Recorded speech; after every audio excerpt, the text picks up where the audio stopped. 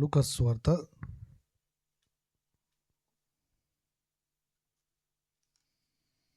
2వ అధ్యాయము. లూకా సువార్త 2వ అధ్యాయం 10వ వచనం. అయితే ఆ దూత, భయపడకుడి, ఇదిగో ప్రజలందరికీ కలగబోవు మహా సంతోషకరమైన సువర్తమానము నేను మీకు తెలియజేయుచున్నాను. ఇక్కడ వినండి. దావీదు పట్టణమందు నేడు రక్షకుడు మీ కొరకు పుట్టి ఉన్నాడు. ఈయన ప్రభు అయిన క్రీస్తు. దానికి ఇదే మీ కానవాలు. ఒక శిశువు పొత్తిగుడ్డల్లో చుట్టబడి ఒక తొట్టిలో పండుకొని ఉండుట మీరు చూచెదరని వారితో చెప్పాను. మనం చదువుకున్న ఈ వాక్య భాగంలో చాలా మంచి మాట, మనకి ఇష్టమైన మాట ఏంటంటే సంతోషము. ఏం చెప్పండి? సంతోషము. దేవదూతల దగ్గరకు పోయి ఒక గొర్రెల కాపరుల దగ్గరికి ఒక దేవదూత వచ్చి ఏమని చెప్తుందంటే, భయపడొద్దు, మీ కొరకు నేను ఒక సంతోషకరమైనటువంటి సువర్తమానము లేకపోతే సంతోషకరమైన వర్తమానాన్ని నేను తెచ్చానని తెలియజేస్తుంది. చూడండి ఆ మాట. సంతోషకరమైన సువర్తమానము నేను మీకు తెలియజేయుచున్నాను. ఏ వర్తమానం అది? చెప్పండి. సంతోషకరమైన సువర్తమానము. నా జీవితంలో నేను గ్రహించింది ఏంటంటే, దేవుడు మనకిచ్చే సంతోషం. ఇందాక పిల్లలు పాడబడారు కదా, మా నోటి నిండా నవ్వుంచే. వస్త్రాలు ఉన్నా లేకపోయినా మా సంతోషం అలాగే ఉంటుంది. తిండి ఉన్నా లేకపోయినా మా సంతోషం అలాగే ఉంటుంది. అర్థమవుతుందా? సంతోషంలో ఏ కొదువ లేకుండా పరిపూర్ణంగా సంతోషించేటువంటి గొప్ప కృపను దేవుడు మనకి అనుగ్రహించాడు. అయితే ఇక్కడ నేను మీకు చెప్పాలనుకునేది ఏంటంటే, యేసు ప్రభు వారి జననం వలన ఏం కలుగుతుంది చెప్పండి? మనుషులకి చెప్పాలి, సంతోషం కలుగుతుంది. యేసు ప్రభు యొక్క జననము వలన మనుషులకి సంతోషం కలుగుతుంది. లేకపోతే ఇంకోటి కలిగిద్ది. అదేందో తెలుసా? పాపం వలన దుఃఖం. పాపము చేసిన వాడు ఏడుస్తాడు. ఎప్పుడైనా చూడండి, తప్పు చేసిన వాడు సంతోషపడలేడు. ఏం చేయలేడు? తప్పు చేసిన వాడు సంతోషపడలేడు. తప్పు చేసిన వాడు ఎక్కడా సంతోషపడలేడు. తప్పు చేసేవాడు దేవుని సన్నిధిలో అసలే సంతోషంగా ఉండడు. తప్పు చేసేవాడు దేవుని యొక్క సన్నిధానంలో సంతోషించడానికి ఇష్టపడడు. అర్థమవుతుందా?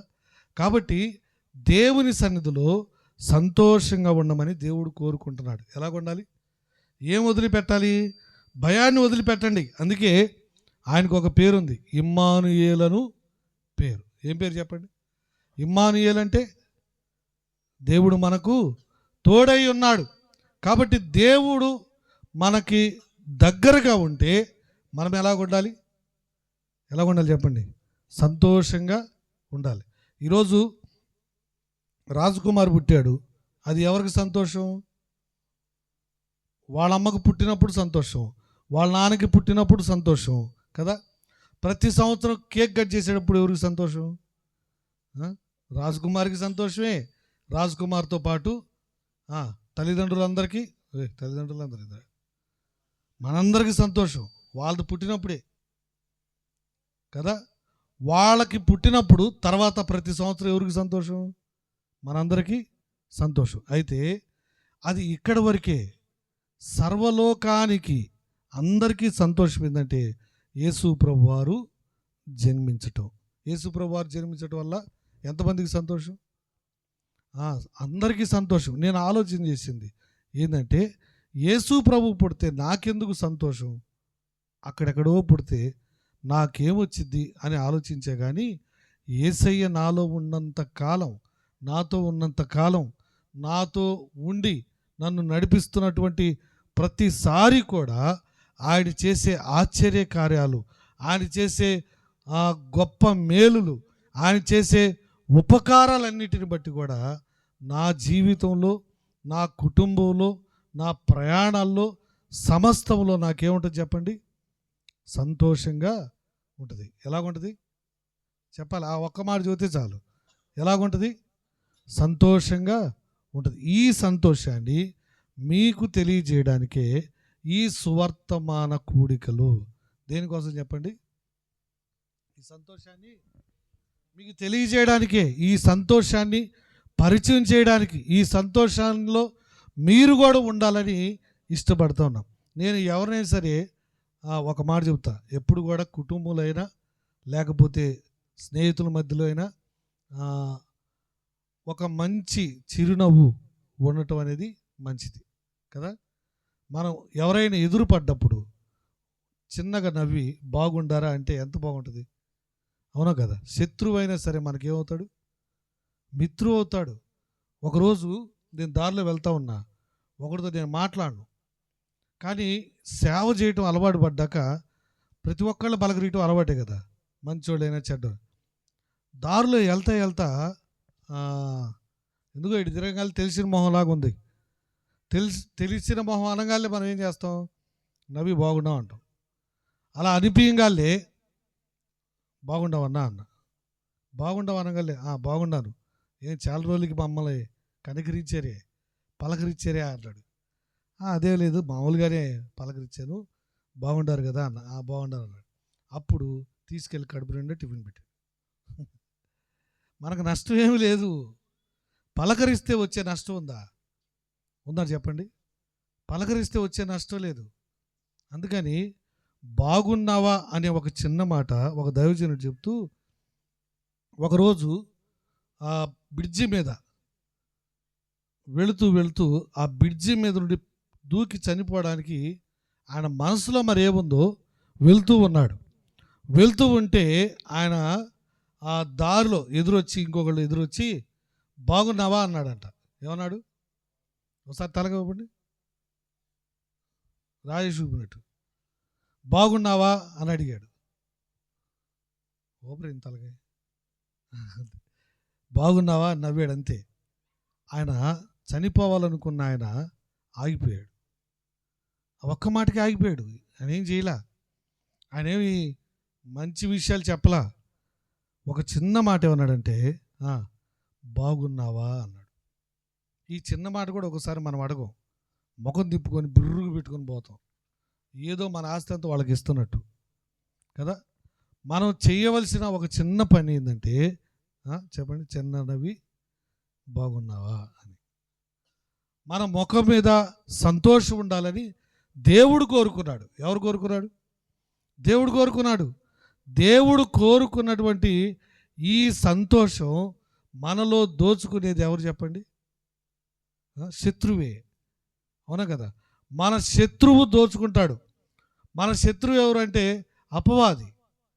అందుకని దేవుడు ఎప్పుడు కూడా సంతోషంగా ఉండాలని, దేవుడు ఎప్పుడు కూడా మనల్ని ఆనందంగా ఉంచాలని దేవుడు ఇష్టపడతాడు, అవును కదా. కయ్యూను తలదించుకున్నాడు. ఎందుకు తలదించుకున్నాడు? నువ్వు మంచిగా ఉంటే తల ఎత్తుకోవా అన్నాడు కదా. మనలో పాపం ఉంటే తలెత్తుకోలేవు, మనలో పాపం ఉంటే సంతోషించలేవు. ముఖ్యంగా ఏంటో తెలుసా? దేవుని పిల్లలతో అసలు సంతోషించలేం. ఈ కుటుంబం అంతా దేవునిలో సంతోషించాలని కోరుకుంటా ఉన్నాం. ఈ కుటుంబం అంతా కూడా దేవుని పాదాల దగ్గర మోకరించి సంతోషించాలని కోరుకుంటున్నాం. ఆమేనంటారు. వాళ్ళ మందిరం మనకు అలవాటు లేదు మామూలుగా కదా. ఈ కుటుంబం అంతా ఏడుండాలి? దేవుని సన్నిధిలో మోకరించాలి అని, అవునా కదా. దేవుడు ఇద్దరు మంచి బిడ్డలు ఇచ్చాడు, అవునా కదా. ఆ ఇద్దరు బిడ్డల్లో ఈ కథను చూసారా? ఏం కదా, తప్పిపోయిన కుమారుడు రాగానే ఏం చేశాడు వాళ్ళ నాన్న? భోజనం చేపించాడు కదా, సంతోషించారు కదా. అప్పుడు పెద్దన్న వచ్చి ఏమన్నాడు? నాకు ఒక్కసారి కూడా అట్లాగే రాణి నిన్న గట్టిగా అడిగింది, నాకు ఒక్కసారి కూడా కేక్ గోపీరు అంటే ఇట్లా పెద్ద మీటింగ్ పెట్టి కదా. దేవుడు వాళ్ళకి ఇచ్చిన 2 బిడ్డలను బట్టి, వారి కుటుంబాన్ని బట్టి, వారు జీవితంలో దేవుడు చేసిన ఉపకారములను బట్టి కుటుంబం అంతా దేవుని ఏం చేయాలి చెప్పండి? స్తుతించాలి. దేవుని ఏం చేయాలి? మీరు గట్టిగా మాట్లాడారా మాట్లాడినట్టే, లేకపోతే దేవుని ఏం చేయాలి? స్తుతించాలి. వారి కుటుంబంలో చేసిన ప్రతి మేలును బట్టి దేవుని ఏం చేయాలి? స్తుతించాలి. మన కుటుంబంలో జరిగిన ప్రతి మేలును బట్టి దేవుని ఏం చేయాలి? స్తుతించాలి. దేవునికి కృతజ్ఞతాస్తుతులు చెల్లించవలసిన వారమై ఉన్నాం. అర్థమవుతుందా? ప్రతి మేలును ఈ లూకాసు సువార్తలో చాలా విషయాల్లో సంతోషించిన సందర్భాలు ఉన్నాయి, కానీ నేను ఇక్కడ నాకు కావాల్సినటువంటి విషయాలు నేను మీకు తెలియజేయాలనుకుంటున్నాను. అదేంటంటే, దేవుని మందిరంలో ఉండి సంతోషిస్తే దేవునికి కూడా ఇంకా చాలా సంతోషం. ఎవరికి సంతోషం చెప్పాలి? దేవునికి సంతోషం. దేవుడు అంటున్నాడు, మీరు నా మందిరంలోకి రండి అన్నాడు. ఎక్కడ రమ్మంటున్నాడు? నేను గబగబా మీకు కొన్ని విషయాలు చెప్తాను. ఆ విషయాలు మనం చదువుకుంటూ వెళ్ళిపోతాం. ఎక్కువ సమయాన్ని మీతో ఉంచను, కానీ చదువుకుంటూ వెళ్ళిపోదాం. రండి.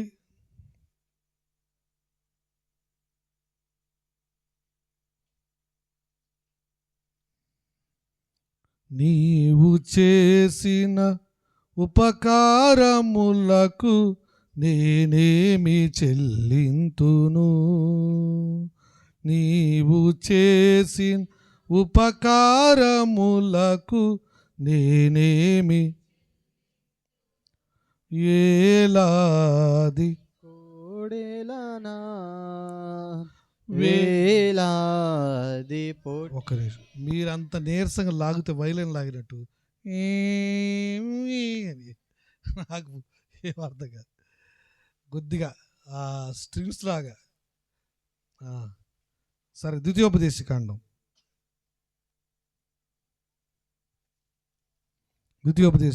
12వ అధ్యాయము 7వ వచనం.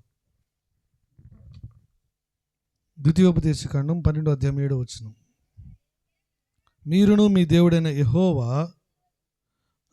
మిమ్మును ఆశీర్వదించి మీకు కలగజేసిన మీ కుటుంబమును మీ దేవుడైన యెహోవా సన్నిధిని భోజనము చేసి మీ చేతి పనులన్నిటి యందు సంతోషింపవలెను. దేవుడు మేలు చేసిన కుటుంబం ఎక్కడ ఉండాలి చెప్పండి? దేవుడు మేలు చేస్తే ఏమంటారంటే, మేము పనికి వెళ్ళిపోతున్నాము, బిజీగా ఉంటున్నాము, మాకు బిజీ వల్ల మేమేం చేయలేకపోతున్నాం, దేవుని సన్నిధికి రాలేకపోతున్నాం. కనీసం ఉపవాస గుడిలో వచ్చన్నా, చివరిలో వచ్చన్నా కదా, అందరు కుటుంబం కలిసి భోజనం చేసి దేవుని సన్నిధిలో సంతోషించడం. కనీసం ఏదైనా మీటింగ్లు పెట్టినప్పుడన్నా దేవుని సన్నిధిలో వాక్యం విని దేవుని సన్నిధిలో దేవుడు చేసిన మేలులన్నిటిని బట్టి కృతజ్ఞతాస్తుతులు చెల్లించి దేవుని సన్నిధిలో సంతోషించడం. ప్రాముఖ్యమైన భోజనం ఆదివారం రొట్టె విరిచేటువంటి సందర్భంలో దేవుని సన్నిధిలో భార్య భర్తల పిల్లలు అందరూ కలిసి దేవుని సన్నిధిలో మోకరించి దేవుని సన్నిధిలో సంతోషించటం. ఇది ఎవరు కోరుకుంటున్నారు?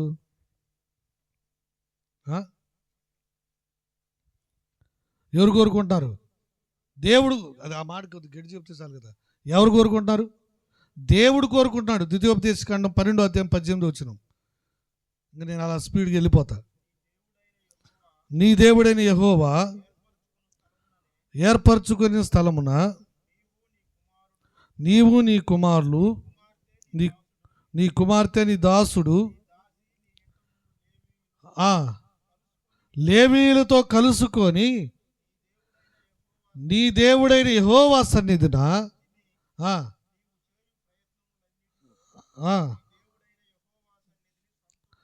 నీవు చేయు ప్రయత్నములన్నిటిలో నీ దేవుడైన యెహోవా సన్నిధిలో నువ్వు ఎలాగుంటావు? నువ్వు ప్రయత్నాలు చేయి, తప్పులేదు. పనిని ఎదుక్కో, తప్పులేదు. పనిని ఇంకొద్దిగా పెంచుకో, తప్పులేదు. కానీ నీ సంతోషము బార్ షాప్ కాడ ఉండకూడదు, అది తప్పు. అవునా కదా? నీ సంతోషము ఏది బిర్యానీ షాప్ కాడ కాదు. నీ సంతోషము ఎక్కడుండాలి? ఎక్కడుండాలి? దేవుని మందిరములో. ఎవరిని కలుసుకోవాలి చెప్పండి?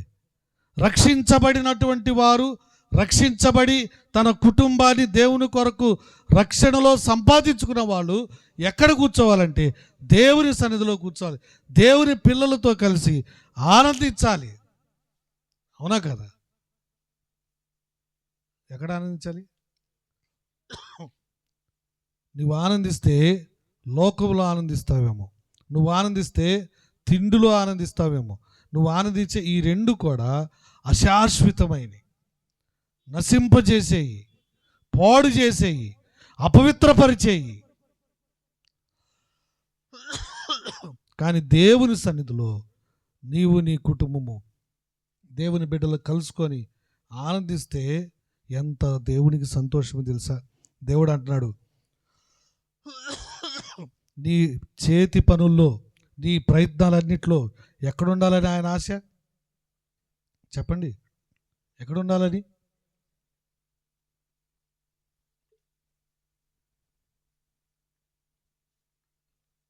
దేవుని సన్నిధిలో ఉండాలని కదా? అవునా కదా? ఒక మాట చెప్తానండి, ఎప్పుడైనా మీ పిల్లలు ఆ స్కూల్లో ఫస్ట్ వచ్చారనుకోండి, మంచి మార్కులు వచ్చాయనుకోండి, ఆ పిల్లలు ఏమంటారు దాన్ని, మార్క్ లిస్ట్ని తీసుకొని 4 ఇళ్ళు అవతలకి వెళ్ళి వేరే ఇంటికి వెళ్ళి అక్కడ వాళ్ళకి చెప్పి నాకు మార్కులు బాగా వచ్చినాయి అని వాళ్ళకి చెప్పి వాడు సంతోషపడ్డాడు అనుకో, కుటుంబంలో ఉన్న తల్లిదండ్రులు ఏమనుకుంటారు? ఏమనుకుంటారు చెప్పండి? ఈ మధ్య క్లాస్ అయిపోయింది కదా, ఎవరిదన్నా పిల్లోడిది పుట్టినరోజు అనుకో, వాడు అర్ధరాత్రి 11ంటికి నడు రోడ్డు మీద బండి పెడతాడు, ఏడ దొరకనట్టు. నడు రోడ్డు మీద బండి పెట్టి ఆడ కేక్ పెట్టి ఆడ 4 చచ్చిపోయిన వాడికి కాల్చినట్టు 4 బాంబులు కాల్చుకొని పుట్టినరోజు. ఆ కేక్ అంతా మొహాలు పూసుకోవడానికి సరిపోయింది తప్ప తినడానికి సరిపోరు. అవునా? వాడు అక్కడ సంతోషపడతాడు, కానీ ఇక్కడ తల్లిదండ్రులు ఎదురు చూస్తూ ఉంటారు, ఏడ్రా వాడు ఇంకా ఇంటికి రాలేదు, ఏం జరుగుతుంది అని. నీవు చేసే ప్రతి పనిలో కూడా దుఃఖాన్ని మిగులుస్తావు. కానీ దేవుని సన్నిధిలోకి వస్తే దేవుడు సంతోషిస్తాడు కదా, కుటుంబం సంతోషిస్తుంది, దేవుని యొక్క కుటుంబం సంతోషిస్తుంది. ఎవరు సంతోషిస్తారు మీరమ్మా? లేదా ఎవరికైనా పెళ్లి చేయండి, మనవాళ్ళు పుడతారు, వినాలి వాక్యం. ఎవరు సంతోషిస్తారు? దేవుడు. నేను అడిగిన దానికి చెప్పడానికి దిక్కు లేదు, ఆడుకోవడానికి సమయం ఉంది. ఎవరు సంతోషపడతారు దుర్గమ్మ? దేవుడు సంతోషపడతాడు. మాత్రమే కాదు, ఆ సంతోషంలో పవిత్రత ఉంటుంది. ఆ సంతోషంలో ఏముంటుంది? పవిత్రత ఉంటుంది. నువ్వు నీ పిల్లలు మొత్తం కలిసి బండేసుకొని పోయి హోటల్కి వెళ్ళి బిర్యానీ తిని వస్తే నువ్వే సంతోషపడతావు. కానీ చాలామంది అదే సంతోషం అనుకుంటారు. అది కాదు, దేవుని పిల్లలతో కలుసుకోవటం, లేవీలతో కలుసుకొని నువ్వేం చేయాలి? సంతోషించాలి కదా. సమూయేలు మొదటి గ్రంథం 2వ అధ్యాయము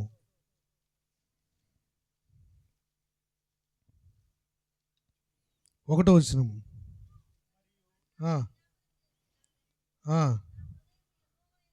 దేవుని యందు సంతోషముంచెను కదా, యెహోవా యందు నాకు మహాబలము కలిగెను. ఏం కలుగుతుంది చెప్పండి? దేవునిలో సంతోషిస్తే దేవునిలో బలం వస్తుంది. నెహెమ్యా గ్రంథంలో వాళ్ళ గురించి ఏమన్నారు చెప్పండి? వాళ్ళు బలులు అర్పించి బలమును తెచ్చుకొద్దురా అన్నాడు.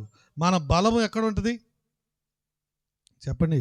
మనకు దేవునికి స్తోత్రం చెల్లించేటప్పుడు, దేవుని స్తుతించేటప్పుడు, దేవుని ఆరాధించినప్పుడు, దేవుని సన్నిధిలో మోకరించినప్పుడు మన లోపల ఏం పెరుగుతుంది?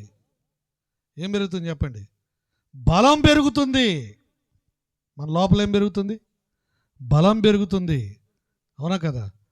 మన లోపల విశ్వాసములో ఇంకా ముందుకు వెళ్ళిపోతాం ధైర్యంగా.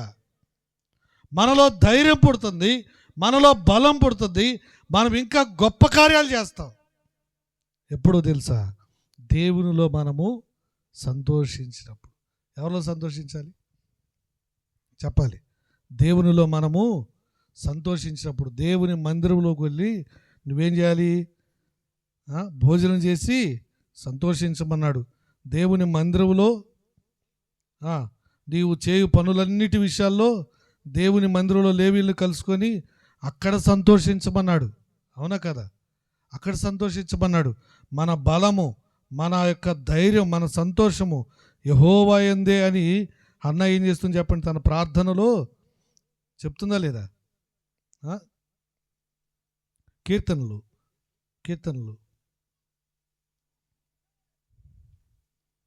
5వ కీర్తన 11వ చరణం.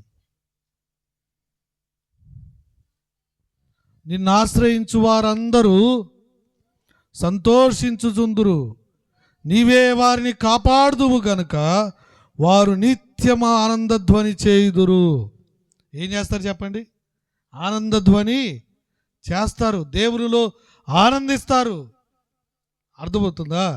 మందసము తీసుకొని రాగానే వారు పెద్దగా కేకలు వేశారు. వాళ్ళలో ధైర్యము, వాళ్ళలో ఆనందము ఏంటంటే దేవుని మందసము వారి మధ్యలోకి వచ్చింది. దేవుడు మన మధ్యలో ఉంటే మనకు ఏముంటుంది చెప్పండి? సంతోషము, ధైర్యం ఉంటుంది. దేవుని ఆశ్రయించిన వారికి సంతోషం ఉంటుంది. దేవుని ఆనుకున్నటువంటి వారికి సంతోషం ఉంటుంది. ఎందుకు తెలుసా? ఎప్పుడైనా, ఎక్కడైనా, ఏ పరిస్థితులైనా కాపాడగలిగినటువంటి వాడు ఎవరు చెప్పండి? ఏమన్నాడు? బబులోనులో ఒక చక్రవర్తి వచ్చి ఏమన్నాడు? దానియేలు, నిత్యము నీవు సేవించుచున్న నీ దేవుడు నిన్ను రక్షించేరా అన్నాడు. నిజంగా చెప్పండి, దానియేలు రక్షించబడ్డా లేదా? దానియేలు బయటికి తీయగలే, దానియేలు బట్టి వారందరూ కూడా సంతోషించారు. అవునా కదా? దానియేలు బట్టి వారందరూ సంతోషించారు లేదా? దేవుని యందు బలము, దేవుని ఆశ్రయించటంలో బలము, దేవుని నమ్ముకోవటంలో బలము కదా. దేవుని సన్నిధిలో ఉంటే మనకి సంతోషం. ఈ సంతోషము పరిపూర్ణమైన సంతోషం, తాత్కాలికమైన సంతోషం కాదు. దేవుడిచ్చేటువంటి సంతోషము మనుషులు ఎవరు కూడా ఇవ్వరు. ఇంకోటి చూడండి, నేను త్వరగా వెళ్తున్నా. కీర్తనలు 21వ కీర్తన 6వ చరణం. మీరు ఇంటికి వెళ్ళి చదువుకుంటారని చెప్తున్నా. కీర్తనలు 21వ కీర్తన 6వ చరణం. నిత్యము ఆశీర్వాద కారకుడగు నుండునట్లు నీవతని నియమించి ఉన్నావు, నీ సన్నిధిని సంతోషముతో అతన్ని ఉల్లసింపజేసి ఉన్నావు. దేవుని సన్నిధిలో ఎలా ఉంటాం చెప్పండి? సంతోషముతో అతన్ని ఎప్పుడు నిత్యము ఆశీర్వాదమునకు కారకుడుగా నుండునట్లు. దేవుని సన్నిధిలో మనం ఎలాగుండాలి తెలుసా? మన ప్రభు కోరుకుంటున్నాడు. ఇది వాస్తవానికి ప్రవచనం కావచ్చు, కానీ దేవుడు మనల్ని కోరుకుంటుంది ఏంటో తెలుసా? మనము నిత్యం ఎలాగుండాలి? ఆశీర్వాదకరంగా ఉండాలి. దేవుని అసలు కోరిక చాలా గొప్పది మన పట్ల, తన పిల్లల పట్ల చాలా ఉన్నతమైంది. అదేందో తెలుసా? ఆకు వాడక తన కాలమందు ఎలాగుండాలని గట్టిగా చెప్పాలి. ఎవరు? మనము. అవును కదా? మన దేవుడు కోరుకున్నది ఏంటంటే ఆకు వాడక తన కాలమందు ఏం చేయాలి? మనం ఎలాగుంటాం? ఎప్పుడు మొక్కలు ఎలాడేసుకొని దిగులు, బాధలు, సమస్యలు. అవునా కదా? ఎందో పోగొట్టుకున్నట్టు ఉంటే ఉండండి బయట, కానీ దేవుని సన్నిధికి వచ్చినట్లు ఎట్లా ఉండాలి? యెహోవా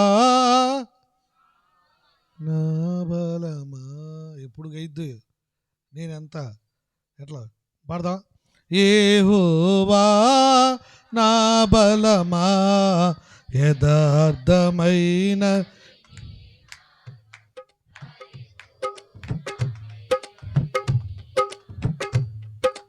యెహోవా నా శత్రువులు నన్ను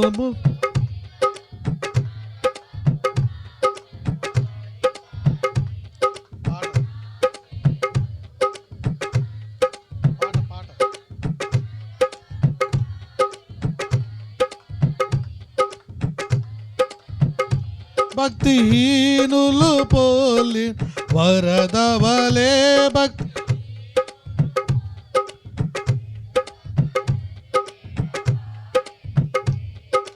వీడువక నన్ను గట్టిగా పడదు.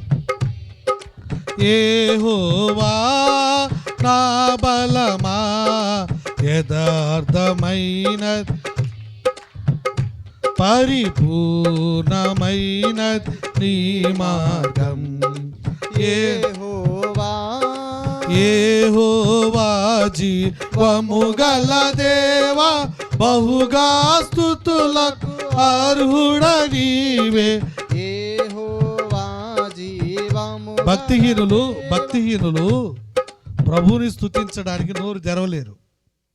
దేవుని సన్నిధిలో ఆనందించడానికి మనసు రాదు. త్వరగా ముగిస్తే బాగుండు, త్వరగా పరిగెత్తుదు అన్న కోరికలో ఉంటారు కదా. అలసిపోయి భారంగా ఉన్నవాళ్ళు, నేను వాళ్ళు తప్పట్ల, వాళ్ళకి ఒకసారి నిద్ర కూడా వచ్చింది కాదట్లేదు. కానీ ప్రశాంతంగా ఉండి కూడా కనీసం నోరెత్తి పాట పాడుకో, పక్కన వాళ్ళతో కాదు, చక్కగా ధైర్యంగా సంతోషంగా ఏం చేయాలి? పాడదావా? యెహోవా జీవము గల దేవా బహుగా స్తుతులకు అర్హుడ నీవే.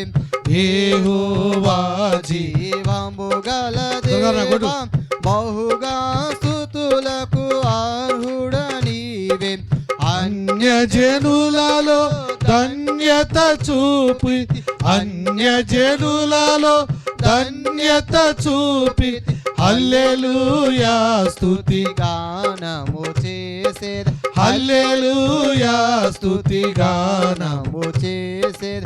యెహోవా నా బలమా యథార్థమైనది నీ మార్గం పరిపూర్ణమైనది నీ మార్గం. యెహోవా దేవుని సన్నిధిలో ఉండి దేవునిలో ఆనందించడానికి, దేవుని ఆశ్రయించి ఆనందించడానికి, చేతి పనులన్నింటిలో దేవుని సన్నిధిలో ఆనందించడానికి, దేవుని సన్నిధిలో భోజనం చేసి ఆనందించడానికి దేవుడు మనకిచ్చినది ఏంటంటే ఆయన కాపుదల. ఏం చెప్పండి? ఆయన కాపుదల. ఈరోజు నీవు నేను నిలబడ్డాము అంటే, నా ఆరోగ్యంతో ప్రాణంతో ఉన్నామంటే ఈ సమయంలో లేని వాళ్ళు ఉన్నారు, అవునా కదా? మనం ఉన్నామంటే ఏం చేయాలి? ప్రభుని స్తుతించాలి, అవునా కదా? ప్రభుని స్తుతించాలి, దేవుని ఘనపరచాలి. అయితే మన మనసులో ఏవైనా పాపపు ఆలోచన ఉంటే ప్రభుని ఏం చేయలేం? స్తుతించలేము. ఏం చేయాలి చెప్పండి? కీర్తనలు 105వ కీర్తన 43వ చరణం, 105:43.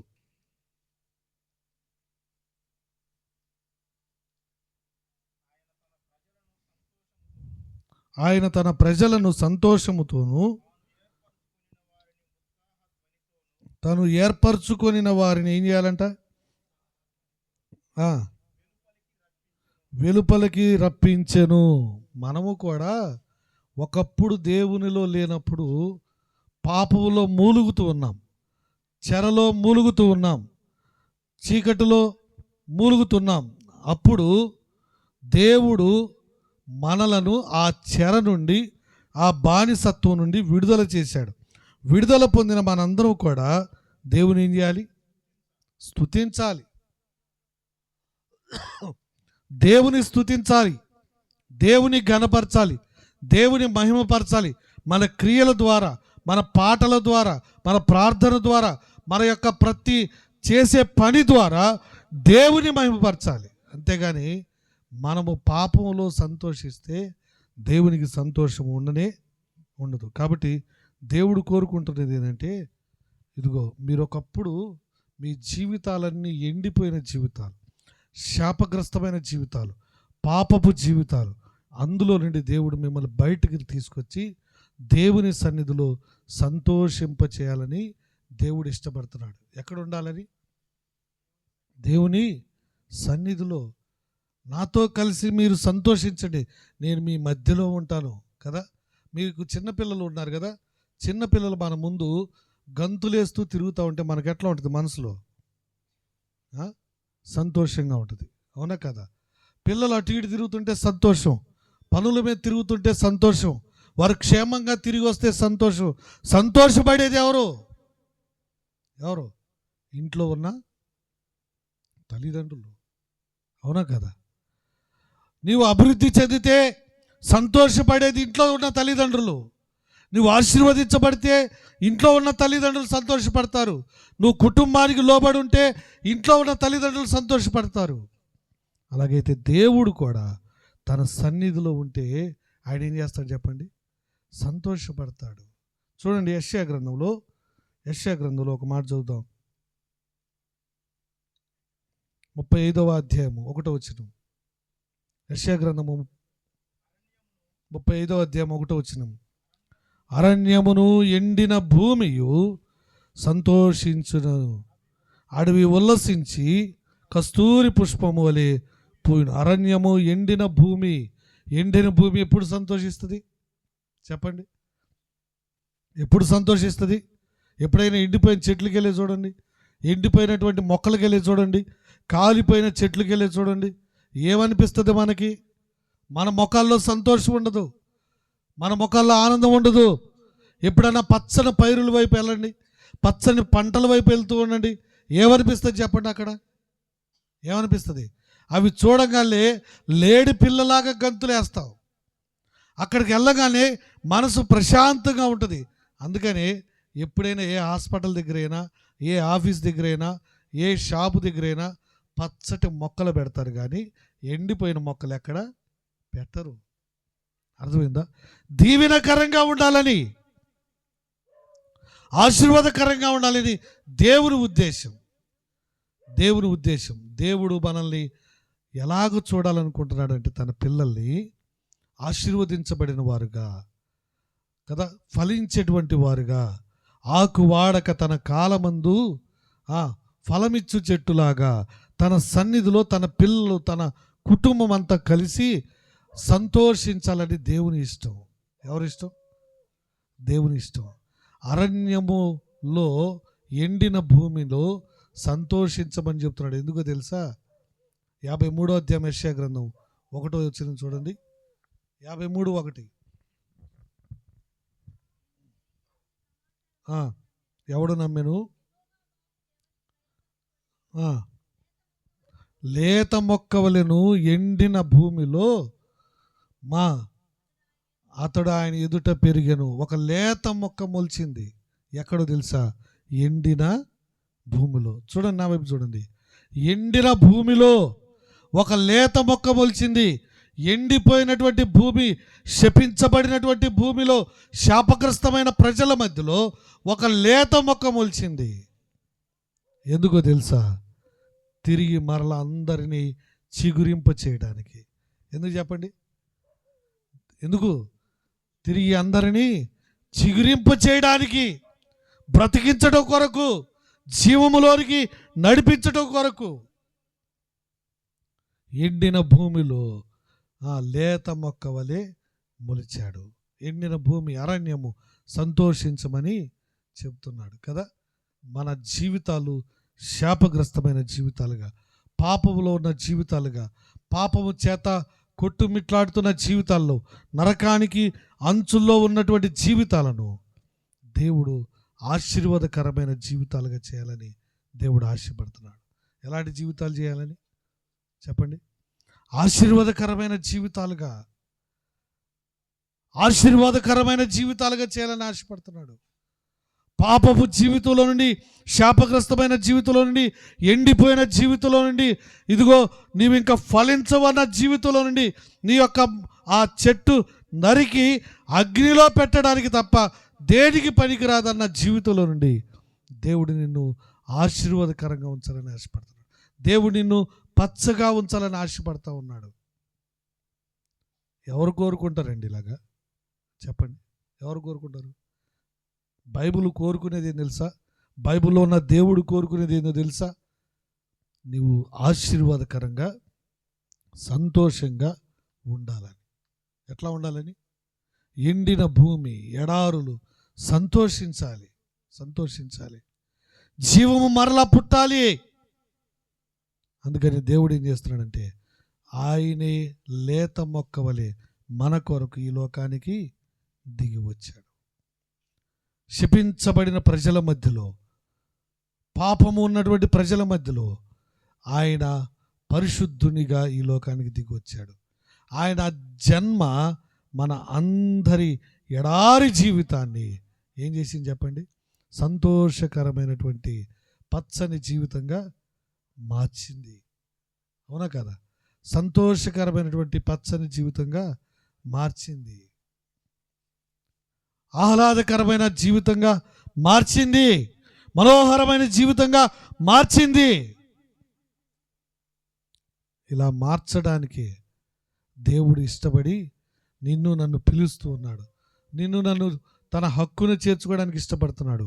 పిల్లలు గమనించండి, ఆ పొలమును, ఆ భూమిని, ఆ ఎండిన భూమిని తడపడానికి ఏం పోసాడో తెలుసా? ఆయన రక్తమును పోశాడు. ఏం పోశాడు? ఆయన రక్తమును పోశాడు. ఆ భూమి పండడానికి, ఆశీర్వాదకరంగా ఉండడానికి ఆయన చేతుల నుండి, ఆయన తల నుండి, ఆయన ప్రక్కలో పొడవగా రక్తము భూమి మీద పడేది. అర్థమవుతుందా? ఆయన రక్తము చిందించుట ద్వారా ఎండిన భూమి ఉల్లసిస్తుంది. ఏం చేయబడుతుంది? ఎండిన భూమి ఉల్లసిస్తుంది. శాపగ్రస్తమైన ఈ బ్రతుకులు ఏమవుతున్నాయి చెప్పండి? ఆశీర్వాదకరంగా మార్చబడుతుంది. శాపగ్రస్తమైన ఈ జీవితంలో దుఃఖానికి చోటు ఉంది కానీ సంతోషానికి చోట్లేదు. అలాంటి మన జీవితంలో ఆయన రావటం వలన ఏం దొరికింది? ఇప్పుడు మనకి సంతోషము దొరికింది. అవునా కదా? ఈ సంతోషము మన అందరికి ఇవ్వటం కొరకే ఆయన ఏం చేస్తున్నాడంటే దినమెల్లా చేతులు చాచి పిలుస్తూ ఉన్నాడు. చేతులు చాపుతున్నాడు. ఇదిగో ఎండిపోయిన భూమి, ఎండిపోయిన మొక్కలు, ఎండిపోయిన చెట్టుల్లాగా ఉన్నటువంటి మీ జీవితంలో ఆయన రక్తమును పోసి, ఆయన రక్తము చేత కడిగి పరిశుద్ధపరిచి ఆ ఎండిన జీవితాన్ని చిగురింప చేయడానికి, భయముతో ఉన్నటువంటి జీవితాల్ని ధైర్యంగా ఆశీర్వాదకరంగా చేయడానికి, ఉల్లసింప చేయడానికి దేవుడు ఇష్టపడుతూ ఉన్నాడు. ఏం చేయడానికి చెప్పండి? చెప్పండి, ఏం చేయడానికి? ఉల్లసింప చేయడానికి. ఉల్లాసం ఎప్పుడు వచ్చింది?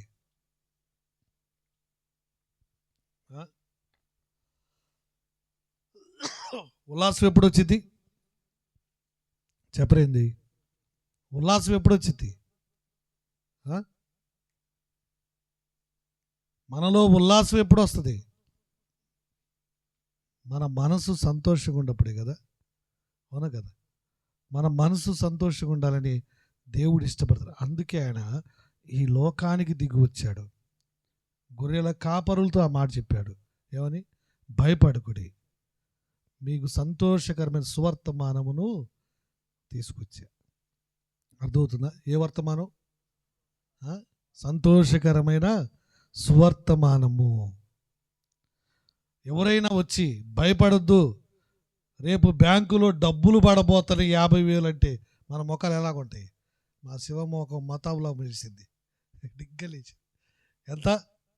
50,000కే ఎన్ని రోజులు ఉంటుంది ఈ సంతోషం? 50,000 సంతోషం. మన దెబ్బకి 50 రోజులు కూడా ఉండదు. అవునా కదా? 50 రోజులు కూడా ఉండదు. డబ్బుతో సంతోషం రాదు, తిండితో సంతోషము స్థిరంగా ఉండదు, బట్టలతో సంతోషము స్థిరంగా ఉండదు. కానీ నాలో పాపము పోయి, నాలో పాపము శాపము పోయినప్పుడు నాలో శాశ్వతమైన సంతోషం. ఏ సంతోషం చెప్పండి? శాశ్వతమైన సంతోషం. అందుకని ఈ మాట పాడతారా? ఈ సంతోషము,